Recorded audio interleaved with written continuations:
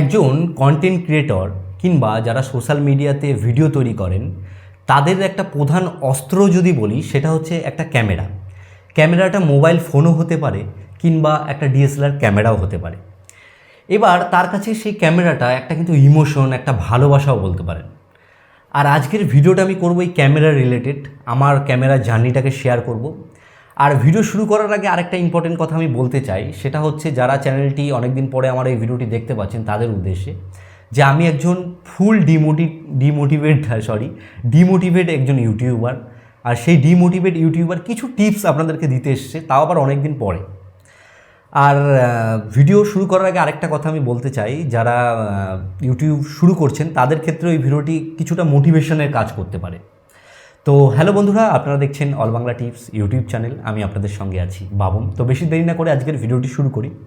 আর video শুরু করতে করতে আরেকটা ব্যাপার বলি, যে ভিডিওতে নিশ্চয়ই কোনো একটু আপডেট দেখতে পেয়েছেন, যে ভিডিও একটু নতুন আর কি মডেলে এসছে। এই কারণেই এসছে কারণ আমি ক্যামেরা আপডেট করেছি। এবার কথা হচ্ছে যে একজন ইউটিউবার বা সোশ্যাল মিডিয়াতে যারা কন্টেন্ট ক্রিয়েট করেন, শুরুতেই তার কাছে কিন্তু সব কিছু থাকে না, ধীরে ধীরে সময়ের সাথে সাথে সে কিন্তু সব কিছু আপডেট করে। সেই রকমই আমি যখন ইউটিউব স্টার্ট করেছি তখন কিন্তু মোবাইল ফোন দিয়ে স্টার্ট করেছি। আর আপনারা যারা এখন নতুন ইউটিউবে আসছেন তারাও কিন্তু মোবাইল, বেশিরভাগই দেখা যায় সংখ্যায় তারা কিন্তু মোবাইল ফোন দিয়েই স্টার্ট করে, কারণ সবার কিন্তু ভাগ্যে ওই সোনার চামচ নিয়ে জন্ম হয় না, যে কারণে সবার কাছে সব কিছু থাকে না। এবার প্রথম যখন আমি ইউটিউব স্টার্ট করেছি তখন আমার কাছে যেই একটা ফোন ছিল ফোকাস বলে 3G ফোন ছিল, সেটা দিয়ে আমি জার্নি স্টার্ট করি। সেখানে কিছু ভিডিও ফুটেজ আমি আপনাদেরকে দেখাতে চাই, আমার ফার্স্ট ভিডিও কী দিয়ে স্টার্ট হয়। তো সেইটাই ভিডিও বানাতে বানাতে পরে আমি যখন আপডেট করি তখন একটা MI A1 ফোন কিনি। MI A1 ফোনটাকেও আবার কিছুদিন ভিডিও টিডিও বানানোর পরে আমি পোকো F1 কিনি। পোকো F1 কেনার পরে তখন আমার ডিসিশান হয় যে কন্টেন্ট ক্রিয়েট করতে একটা ডিএসএলআরের খুব প্রয়োজন। তখন আমি ফার্স্ট একটা ডিএসএলআর নিয়ে আপনাদেরকে দেখাই। এটা হচ্ছে ক্যানন 200D। একটা সময় এই ক্যামেরাটা বিশাল একটা পপুলার ক্যামেরা ছিল ইউটিউবারদের জন্য, প্রত্যেক ইউটিউবাররাই এই ক্যামেরাটাকে প্রেফার করতো। এই ক্যামেরাটাও প্রায় বৃদ্ধ হতে চলেছে, প্রায় 3 থেকে 4 বছরের বয়স হয়েছে।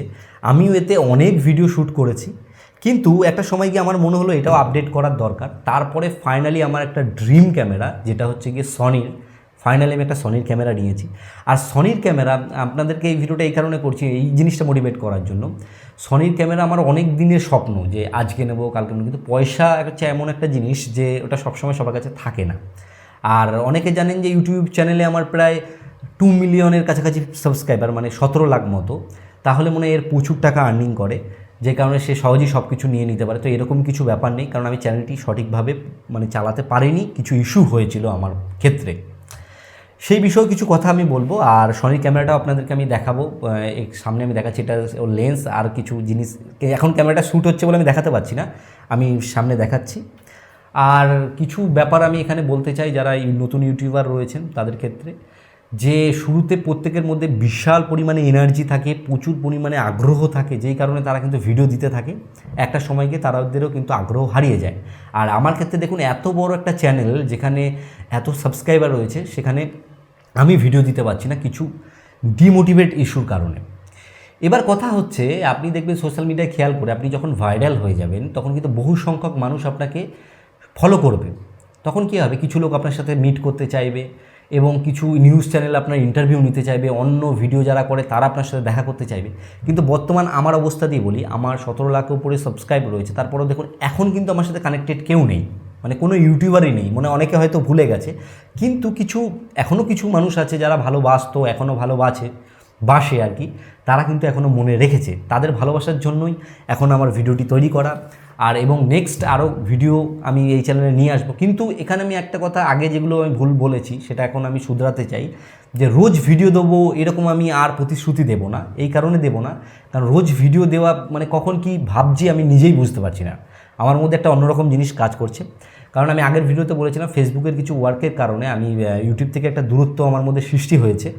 তবে একটা মোটিভেশন আরেকটা দিতে চাই আমি, যে দেখুন প্রত্যেকের কাছেই কিন্তু রাতারাতি কোনো কিছু হয়ে যায় না, যে আজকে আপনি ভিডিও শুরু করেছেন ভাইরাল হয়ে যাবে, তারপর আপনি আস্তে আস্তে আস্তে সব ইকুইপমেন্ট কিনে নেবেন, এরকম কোনো কিন্তু ব্যাপার হয় না। সব কিছু সময়ের সাথে সাথে আপডেট হয়। আর আমিও সেরকমই সময়ের সাথে সাথে একটু একটু করে আপডেট করেছি। আর এখন যে আপডেটটা পুরোপুরি ক্যামেরা আপডেট করেছি, কারণ ক্যামেরা আমি ভাবলাম যে ক্যামেরাটা দরকার আছে। আর আমি আপনাদেরকে বলবো যে একজন কন্টেন্ট ক্রিয়েটর একটা ভালো জায়গায় গেছে, তাদেরকে আপনাদের মোটিভেশন দেওয়ার দরকার আছে, কারণ সেও ডিমোটিভেট হতে পারে। কারণ আমি এতবার ডিমোটিভেট হয়েছি, আমি মানে বলার কথা না, মানে ওটা সংখ্যায় প্রচুর বেশি। এখানে আমি নিজেকে দোষ আমি নিজেকেই দেবো, অন্য কাউকে নয়, কারণ এটা আমার দোষেই হয়েছে। আর আপনাদেরকে বলবো যে একটা নিয়ে প্রথম ক্যামেরাতে একটা দারুণ ইমোশন, একটা ভালোবাসা থাকে, বিশাল ভালোবাসা থাকে। কারণ অন্য কারো কাছে যখন দেখেছি তখন কিন্তু খুব মনে হয়েছে। আর আরও কিছু জিনিস আমার যেটা মনে হয়েছে যে জীবনে যতই বড় হও না কেন, পাটা মাটিতে থাকা উচিত। পা মাটিতে রেখে তারপর আকাশ তুমি ছৌ, তাহলে কিন্তু ভালো। আর নিজেকে এটা কখনোই ভুলে যাওয়া উচিত না। আমি যদি ভুলে যাই আমি কে, আমি কোথা থেকে উঠে এসেছি, তাহলে কিন্তু ভুল। আমি আমার জায়গাটাকে সবসময় মনে রাখার চেষ্টা করি, ভালোবাসা দেওয়ার চেষ্টা করি। আরেকটা ব্যাপার আমি মানে এতদিনে বুঝেছি, আমার একটা প্রবলেম হয়েছে যে আমি ইউটিউবে যদি পয়সাটা বেশি জেনারেট করতাম তাহলে আমার ইউটিউবের প্রতি একটু মোটিভেশন বেশি থাকতো। কিন্তু মেন ব্যাপার হচ্ছে ইউটিউব বা সোশ্যাল মিডিয়ার এখন যেই সিচুয়েশন হয়েছে, এখানে আপনি যদি পয়সা বেশি জেনারেট করতে চান তাহলে কিন্তু আপনি সৎ থাকতে পারবেন না, সততা নিয়ে চলতে পারবেন না। কারণ এখানে আপনাকে অনেক রকম বেটিং অ্যাপ্লিকেশানগুলো রিভিউ করতে হবে, সেখানে মোটা টাকা পাওয়া যায়। এই যে আমি অনেক সময় দেখবেন অনেক প্রোডাক্টের রিভিউ করি, এবার কি হয়, কিছু কিছু প্রোডাক্ট আমাদের কাছে আসে, মানে আমার কাছে, আমি রিভিউ করার পরে সেগুলো রিটার্ন চলে যায়। আর কিছু কিছু প্রোডাক্ট আমাকে তারা দিয়ে দেয়, সেগুলো আমি রেখে দিই, আমার কাছে অল্প কিছু এখনও প্রোডাক্ট অ্যাভেলেবেল রয়েছে। কিন্তু সেখান থেকেও মানে হিউজ পরিমাণে টাকা কিন্তু জেনারেট করা সম্ভব নয়, মানে এই মুহূর্তে আমার পক্ষে।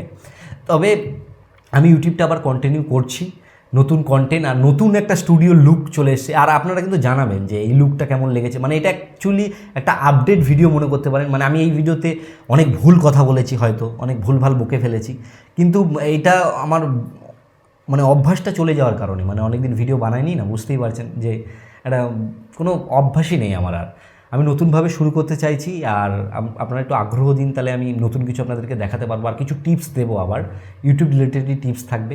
আর কেমন লাগলো এটাও জানাবেন। আর দেখবেন ক্যামেরাটাকে আমি দেখাচ্ছি আপনাদেরকে, ক্যামেরাটা দেখুন, এই এখন দেখতে পাচ্ছেন নিশ্চয়ই। তো এটা সনির ক্যামেরা ZV-E1, এটা অনেক দিন অপেক্ষা করার পর আমি কিনেছি, অল্প অল্প করে পয়সা কালেক্ট করে, তারপর আমি এটা পারচেস করেছি। আর মানে পারচেস করার খুশিটা কী বলবো। আর পারচেস করার একটা ব্লগ, ছোটোখাটো আমি একটা ব্লগ তৈরি করেছি, সেই ব্লগটা এখনও এডিট কমপ্লিট হয়নি। এডিট যখন হয়ে যাবে এই ভিডিও ডেসক্রিপশানে দেওয়া থাকবে, দাসবাবু চ্যানেলে ওই ব্লগটা থাকবে, আপনারা দেখুন, সেটাও আশা করছি আপনাদের ভালো লাগবে। আর এই ভিডিওটি কেমন লাগলো অবশ্যই জানাবেন। আমি কিছু আমার সত্যি কথা বলার চেষ্টা করলাম সামনে, আর এই চ্যানেলে সব কিছু কিন্তু রিয়েলি বলা হয়, ঠিক আছে। নেক্সট আরও নতুন নতুন জিনিস আসবে। আর ভিডিও শেষে আগে যেটা বলতাম সেই জিনিসটা কিন্তু এখনও আমি মনে রেখেছি, আপনারা সুস্থ থাকুন, আপনারা ভালো থাকুন, অল বাংলা টিপ চ্যানেলের সাথে সদা সর্বদা জুড়ে থাকুন।